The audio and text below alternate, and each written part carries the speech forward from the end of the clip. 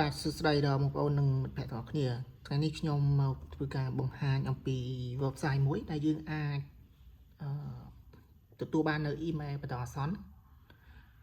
ដូចបងប្អូនមួយចំនួនបើសិនជាករណីយើងទទួលបានប្រភេទ email បែប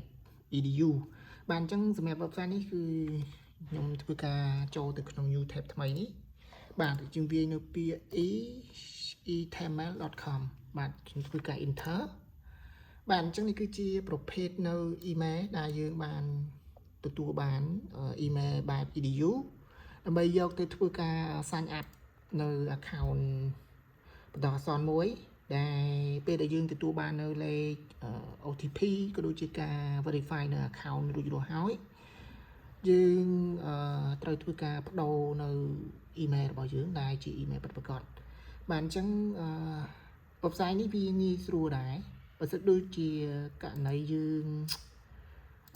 ប្រើប្រាស់នៅបង្កើតនៅ account DistroKid ជាទូទៅ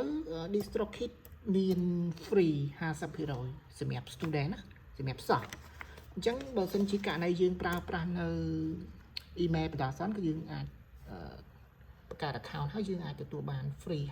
50% បាទអញ្ចឹងខ្ញុំចូលទៅក្នុងនេះតកតងនឹងការ discount សម្រាប់សិស្ស 50% បាទ referral student អញ្ចឹងនៅពេលដែលយើងទទួលបាន 50% ហើយយើងអាចទិញតាមរយៈ Visa card របស់យើងរួចហើយយើងអាចធ្វើការបដូរមក email ពិតប្រាកដរបស់យើងពីព្រោះថាប្រភេទ email បន្តអាសន្ននេះគឺយើងមិនអាចប្រើបានទេពីព្រោះថានៅពេលដែលយើងតកតងនឹង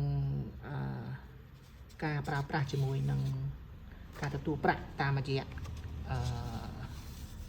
account ដូចជា DistroKid នៅពេលដែលយើងបង្កើតហើយវាអាចនឹងមានគុណវិបត្តិបាទអញ្ចឹងគួរយើងត្រូវការមានការប្រុងប្រយ័ត្នដែរវាមិនមានសុវត្ថិភាពត្រឹមត្រូវសម្រាប់ account របស់យើងទេហើយ email ក៏អាចមានការផុតកំណត់